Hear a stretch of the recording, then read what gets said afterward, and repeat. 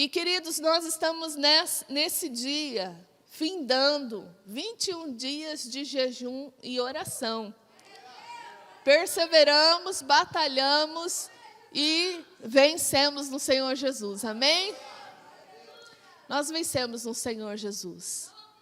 E, queridos, eu gostaria dessa noite de nós refletirmos um pouquinho sobre este tema, a maior prova do amor de Deus. E para nós refletirmos nesse tema, eu gostaria que vocês abrissem suas Bíblias no livro de 2 Samuel, capítulo 9. Aqui eu vou ler na versão NVI.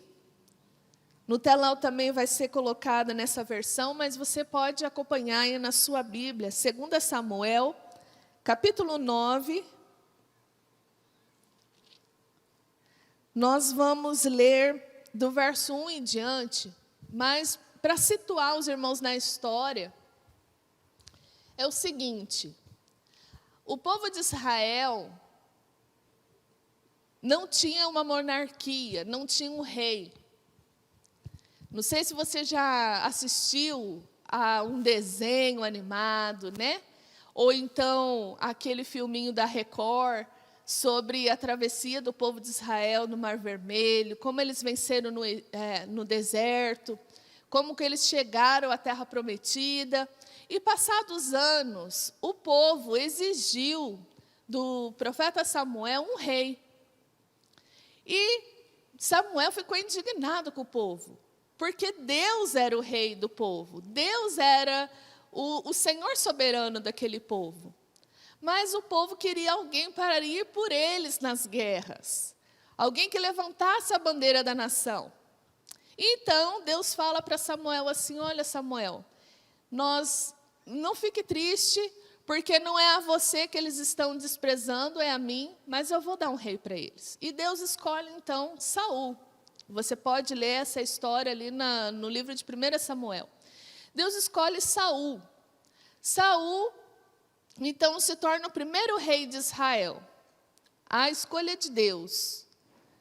E Saul se torna um grande rei. Ele foi um bom rei. Só que Saul chegou a um determinado momento que ele para de seguir os conselhos de Deus e começa a seguir os seus próprios caminhos. Ele para de servir a Deus da maneira como deveria, como povo de Deus. Ele desobedece as leis de Deus, porque ele acha que, como rei, ele está acima das leis de Deus. Então, Saul perde a bênção de Deus, da sua dinastia, dos seus filhos se tornarem os próximos reis. E é onde que então nós vemos o surgimento da história de Davi, o rei Davi. Tenho certeza que você já ouviu muito esse nome por aí, né? Davi. Talvez você já ouviu muito falar sobre o rei Davi, aquele menino que cuidava das ovelhas de seu pai, e ele virou um rei, Davi contra Golias. Sim, é esse Davi. Por causa da desobediência de Saul, Deus tira o seu espírito de Saul, ele renega Saul e ele unge Davi rei. Então Saul é morto em batalha, seu filho Jonatas é morto em batalha, e fica de novo o povo de Israel sem o rei. É quando Davi, então, por algumas tribos, é eleito rei do povo de Israel, e depois, posteriormente, as demais tribos de Israel também o reconhecem como rei, e Davi se torna, então, rei do povo de Israel. Acontece que no mundo antigo, quando uma nova dinastia se instaurava, o rei do momento aniquilava os sucessores da antiga dinastia. Então, qual seria o raciocínio da época que Davi vivia? Aniquilar todos os descendentes do rei Davi. Esse era o senso comum. Se Davi fizesse isso, ele não seria julgado por Deus. Seria um senso comum da época. Era assim que o mundo se regia naquela época. Porém, Davi, ele tem uma postura muito peculiar, muito chocante para a realidade daquela época. E é nesse momento que nós vamos chegar na nossa leitura bíblica, em 2 Samuel, capítulo 9. Vamos ver o que Davi faz aqui. Olha só, capítulo 9, verso 1 em diante, diz assim: certa ocasião, Davi perguntou: resta ainda alguém da família de Saul a quem eu possa mostrar lealdade por causa da minha amizade com Jonatas? Então chamaram Ziba, um dos servos de Saul, para apresentar-se a Davi, e o rei lhe perguntou: você é Ziba? Sou teu servo, respondeu ele. Perguntou-lhe Davi: resta ainda alguém da família de Saul a quem eu possa mostrar lealdade a Deus? Lealdade de Deus? Respondeu Ziba: ainda um filho de Jonatas, aleijado dos pés. Onde está ele? Perguntou o rei. Ziba respondeu: na casa de Maquir, filho de Amiel, em Lodebar. Então o rei Davi mandou trazê-lo de Lodebar. Verso 6. Quando Mefibosete, filho de Jonatas e neto de Saul, compareceu diante de Davi, prostrou-se rosto em terra. Mefibosete? Perguntou Davi. Ele respondeu: sim, sou teu servo. Não tenha medo, disse-lhe Davi, pois é certo que eu o tratarei com bondade por causa da minha amizade com Jonatas, seu pai. Vou devolver-lhe todas as terras que pertenciam a seu avô Saul, e você comerá sempre à minha mesa. Mefibosete prostrou-se e disse: quem é teu servo para que te preocupes com um cão morto como eu? Então o rei convocou Ziba e disse-lhe: devolveu ao neto de Saul, seu senhor, tudo o que pertencia a ele e à família dele. Você, seus filhos e os seus servos cultivarão a terra para ele. Você trará a colheita para que haja provisões na casa do neto do seu senhor. Mas Mefibosete comerá sempre à minha mesa. Ziba tinha 15 filhos e 20 servos. Então Ziba disse ao rei: o teu servo fará tudo o que o rei meu senhor ordenou. Assim Mefibosete passou a comer à mesa de Davi, como se fosse um dos seus filhos. Aí então até o verso 11. Olha só a postura de Davi. Enquanto que no mundo de Davi, na sociedade de Davi, na cultura que Davi estava inserido, os sucessores da dinastia passada deveriam ser aniquilados. Davi manda chamar um sucessor de Saul. E Davi tem algumas posturas com Mefibosete. E nisso, queridos, nós podemos ver um reflexo, um vislumbre da pessoa do nosso Senhor Jesus Cristo, do nosso amado Jesus, do nosso bom Jesus. Jesus é conhecido no Novo Testamento como filho de Davi. A pessoa de Davi não é somente um grande rei, mas já é uma promessa de como seria o reinado do nosso Senhor Jesus Cristo. É tão forte isso que o próprio Cristo é chamado de filho de Davi, como se fosse um descendente direto de Davi. E nós vamos perceber, queridos, que nessas posturas de Davi, nós podemos ver a maior prova do amor de Deus por nós.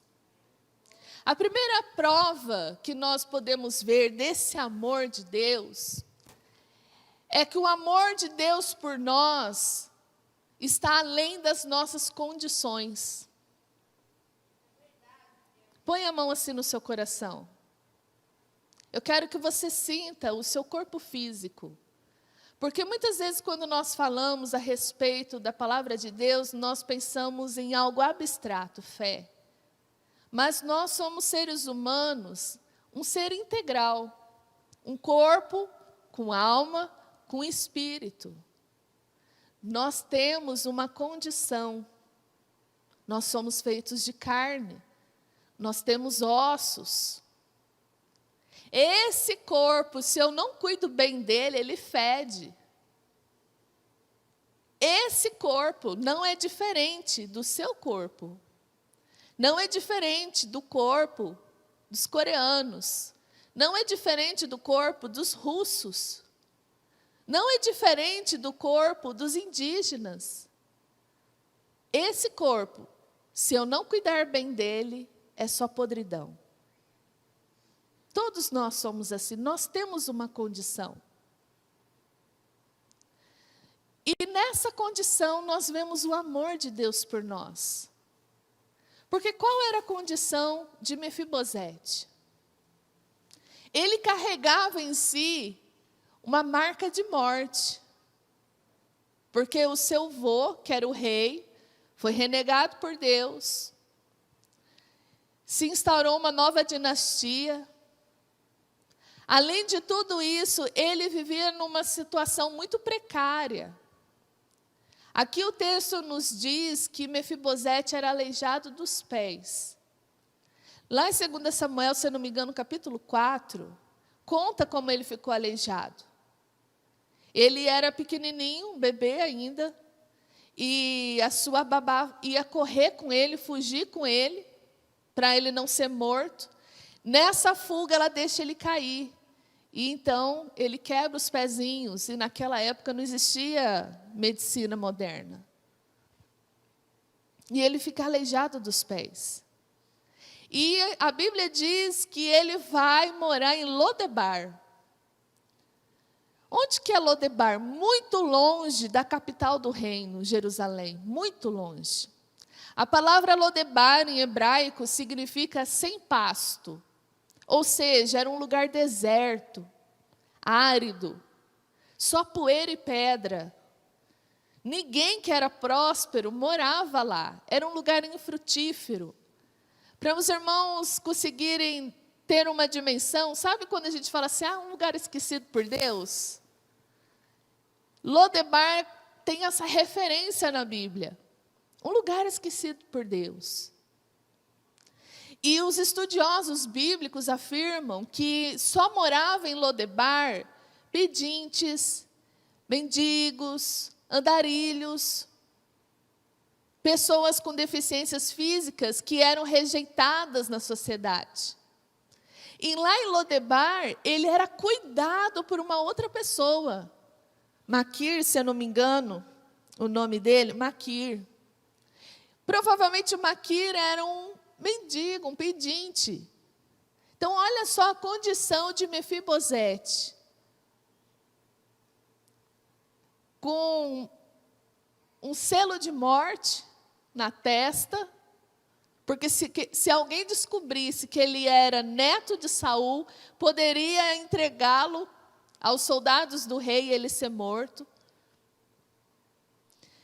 Numa situação no mundo antigo precário, para quem tinha condições físicas limitantes, e sendo cuidado por uma outra pessoa que também era necessitada.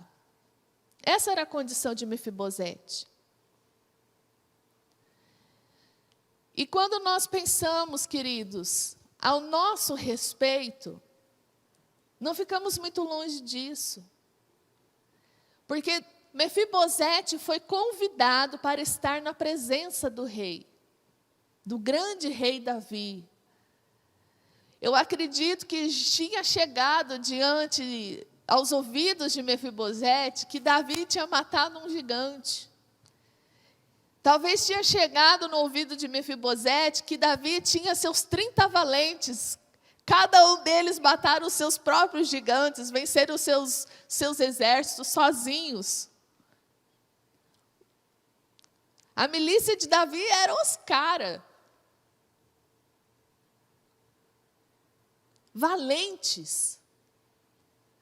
Imagina quando Mefibosete, na sua casa humilde, sentadinho, vê chegando a guarda real. Qual é o sentimento que passa no coração de Mefibosete? E quando ele chega na presença do rei, o rei primeiro pergunta: Mefibosete? O chama pelo nome. O chama pelo nome. Nós sabemos que o nome reflete tanto sobre a nossa identidade. Ele não foi excomungado, ele foi chamado pelo nome. E nisso nós vemos a prova do amor de Deus. Hoje, cada um de nós aqui, para ouvirmos essa palavra, fomos chamados pelo nome.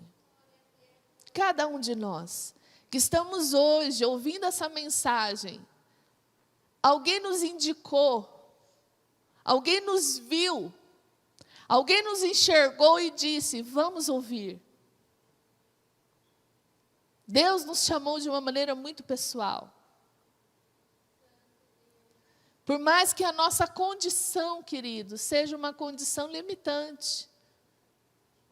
Por mais que nós olhamos para nós mesmos e pensamos assim: quem sou eu para ter um relacionamento com o Rei do Universo?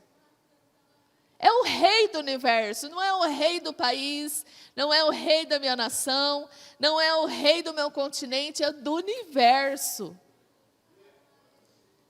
E chegamos diante dele, tremendo diante da presença dele, que simplesmente pode nos consumir. E ao invés de nós encontrarmos desprezo, nós nos deparamos com a segunda prova do amor de Deus por nós, a sua graça e a sua misericórdia.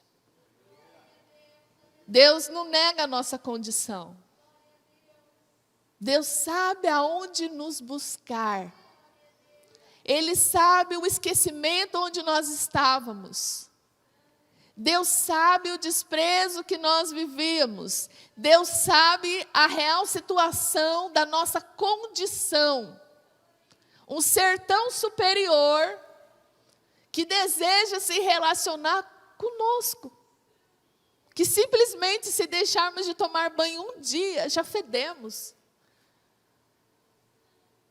E esse Rei soberano quer se relacionar conosco, apesar da nossa condição.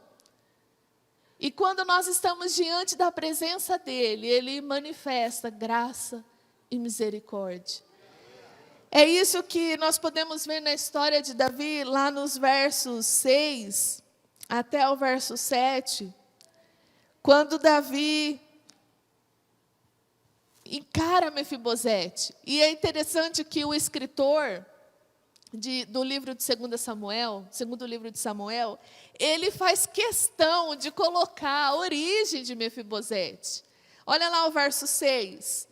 Diz assim: quando Mefibosete, não bastava dizer o nome de Mefibosete, ele tinha que pôr filho de Jonatas e neto de Saul, ou seja, taxado para a morte. Compareceu diante de Davi, ele já foi se prostrando em terra. E Mefibosete pergunta a Davi, ele respondeu: sim, sou teu servo. Olha a palavra de Davi: não tenha medo, disse-lhe Davi, pois é certo que eu tratarei com bondade, por causa da minha amizade com Jonatas, seu pai. Vou devolver-lhe todas as terras que pertenciam ao seu avô Saul, e você comerá sempre à minha mesa. Você sabe diferenciar graça de misericórdia? O que é graça? O que é graça? Se eu falo assim para você: olha, no final do culto vocês podem passar ali na livraria, ali atrás, que nós vamos entregar um livro de graça para vocês. Esse livro tem um custo? Não. Ele é de graça. Não tem custo. Não há o que você devolver para ter aquilo ali. Ele é um presente oferecido. A graça de Deus é recebermos o que nós não merecemos. Isso é graça. E a misericórdia de Deus é não recebermos o que a gente merecia. Por quê? Porque lembra que nós temos uma condição? Quem que nos colocou essa condição?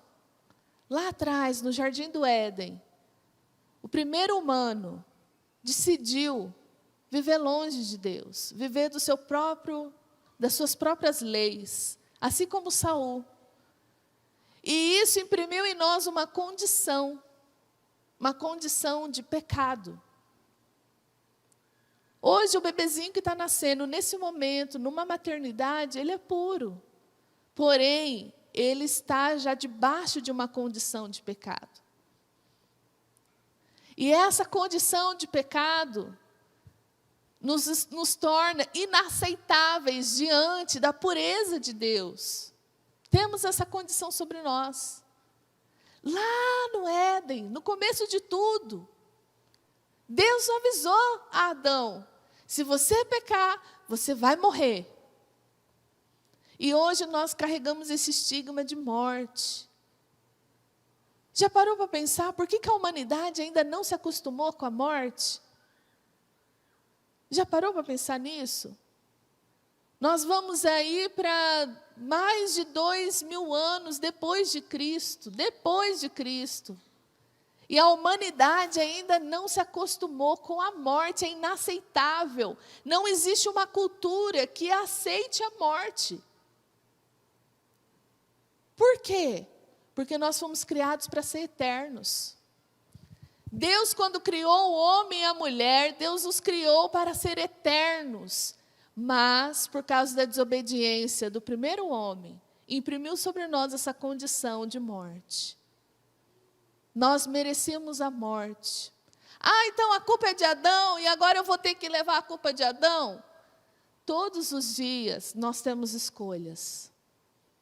Todos os dias nós podemos decidir se nós vamos viver da maneira de Deus ou seguir as nossas próprias leis. Se você é como eu, nós merecemos a morte. Porém, o que Deus nos dá? Vida. Isso é misericórdia. A graça é Ele nos aceitar quando nós não merecíamos ser aceitos. Porque nós vivemos ainda debaixo desse peso, dessa escravidão do pecado. Porém, Ele tem para nós a vida. Davi chega diante de Mefibosete e diz assim: não tenha medo, eu não vou matar você. Você, diante da cultura, do momento histórico do mundo, você merecia morrer. Pelo bem da nação. Porém, eu vou te dar vida. E Ele não só dá vida, como Ele restitui a Mefibosete as suas terras, os seus servos, como Ele coloca Mefibosete em um lugar à mesa. Isso é a graça de Deus. O Rei do Universo, aquele que moldou as montanhas com as suas próprias mãos, aquele que soprou o Espírito que traz vida no ser humano, Ele decidiu se relacionar com você, comigo. Não existe maior prova de amor do que essa. E Ele nos oferece a sua graça, Ele nos oferece a sua misericórdia. Sabe por quê? Por amor. Por amor. É um amor de pai. É um amor paternal. Veja que lá no verso 11, no finalzinho do verso 11, diz assim: assim Mefibosete passou a comer à mesa de Davi como se fosse um dos seus filhos. Quando Deus nos aceita em sua presença e Ele muda a nossa condição lamentável, transforma a nossa vida, Ele não coloca como um servo, mas Ele nos põe como seus filhos. 1 João capítulo 1, verso 12 diz que: mas a todos quanto receberam a Jesus, Deus lhes deu o poder de serem feitos filhos de Deus, a saber, aos que creem no seu nome, no nome de Jesus, no Filho de Davi, naquele que segue os passos de graça e misericórdia. É o amor de Deus por nós. A morte de Jesus na cruz por nós não é somente para nos limpar, mas é para nos colocar num lugar à mesa de Deus. E na mesa nós somos iguais. Na mesa nós vivemos uma condição de filhos.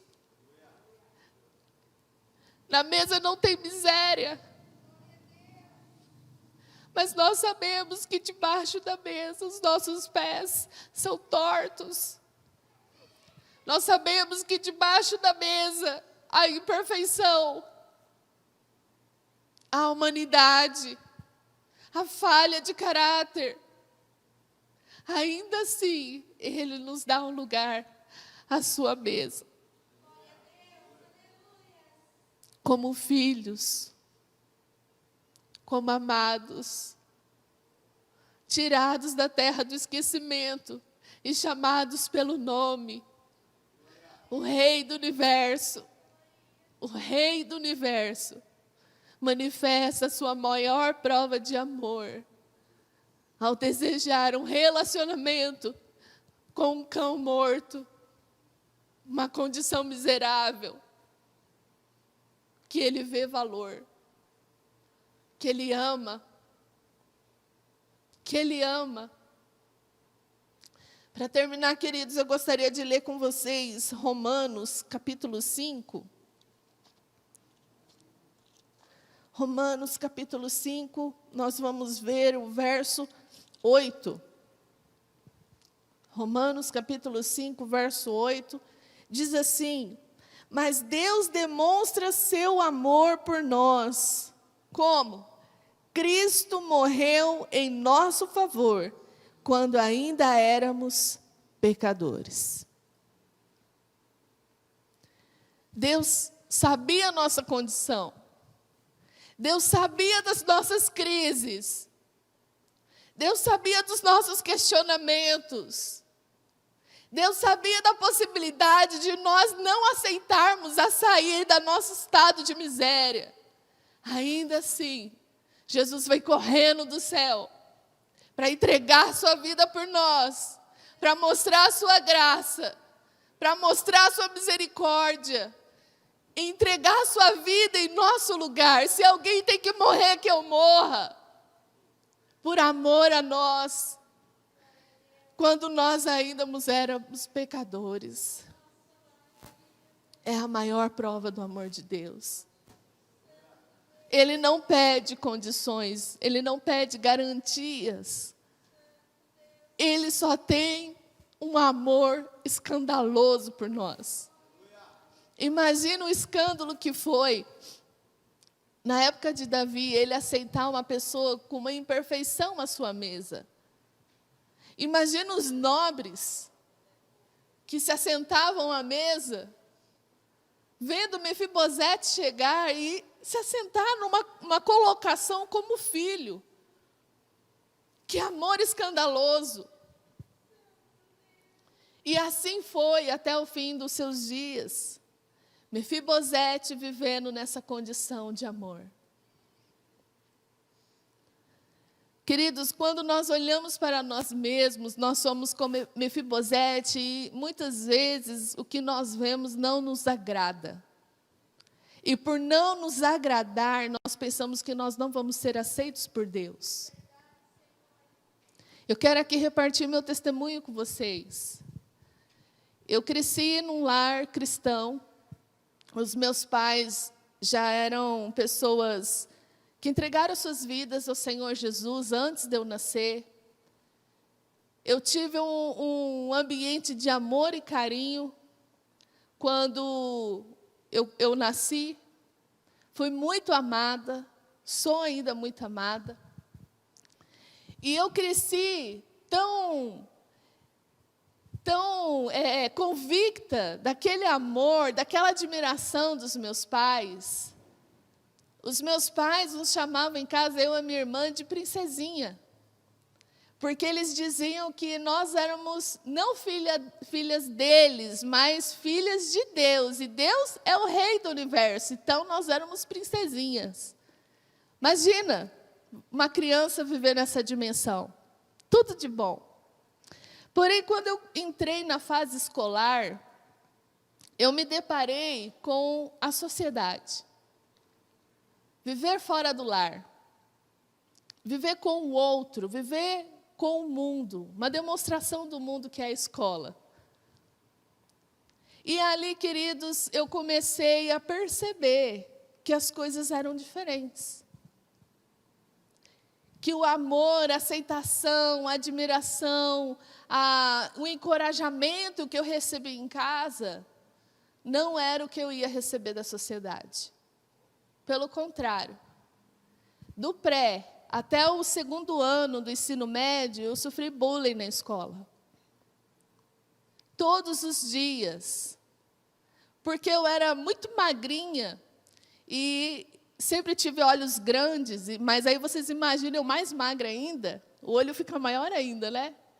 E eu uso óculos desde o prézinho. Então, queridos, vocês imaginam aí a criatividade da criançada para pôr apelidos ofensivos. Quando não era em relação aos meus olhos, era em relação aos meus óculos, depois ainda veio o aparelho, e por aí vai.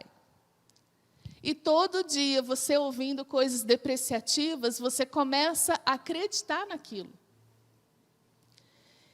E eu comecei a absorver aquilo e me tornar diferente do que eu era quando criança. Quando criança, eu era muito espontânea. Está aqui a pastora Rosa, minha tia, o pastor Euler é meu tio. Eles podem contar para vocês como é que eu era quando criança. Mas chegou um momento que eu não tinha vontade de sair de casa. Porque aonde quer que eu fosse, não só na escola, as pessoas me olhavam diferente.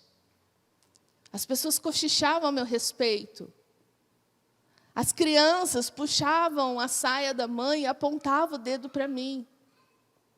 Algumas vinham até mim e pediam para eu tirar o óculos para ver se meu olho era de verdade.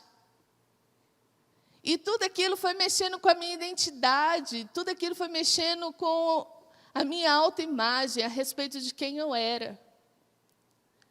E então eu cheguei no ponto de nem querer falar no telefone com uma pessoa desconhecida, de tanta vergonha que eu sentia. Eu sentia vergonha de quem eu não conhecia. Porque quem eu conhecia era a minha família, e eu sabia que eu era amada pela minha família.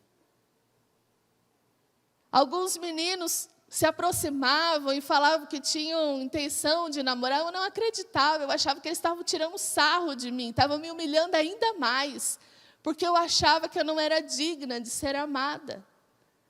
Que eu não havia em mim nada que pudesse encantar alguém. E aquilo começou a me tirar do propósito de Deus para a minha vida. Porque eu comecei a ficar uma menina retraída, uma menina das sombras. Aonde eu ia, eu colocava a minha irmã em projeção, para eu não ficar no centro da atenção. E um dia, chorando, tinha sofrido de novo bullying na escola, eu entrei dentro do banheiro. Eu chorava muito dentro do banheiro, porque toda a vida eu dividi quarto com a minha irmã, e se ela me visse chorando, ela contava para minha mãe, e aí tinha que ficar contando para a mãe o que aconteceu, e eu via aquela mesma coisa, é coisa de moleque, é coisa de moleque. Só que doía, é coisa de moleque, mas dói. E eu não queria ficar com aquela conversa, não queria dar satisfação para ninguém, então eu chorava no banheiro. Um dia, chorando no banheiro, eu falei, então tá, Deus. Olhando para o espelho, eu falei assim, lá na Bíblia, lá no livro de Gênesis, diz que tudo que o Senhor criou é bom. E quando o Senhor criou o ser humano, o Senhor não disse só bom, mas disse muito bom. Que muito é bom é esse, que eu não estou vendo nada de bom em mim. E chorando, eu falei assim, quer saber, Deus? Eu desisto. Eu desisto. Se você é Deus mesmo, eu quero me ver como você me vê. Eu quero me ver como você me vê. Porque o que eu vejo não tem nada de bom. E então eu sentei no chão do banheiro, em prantos, chorando. E eu comecei a escutar o Espírito Santo falar comigo.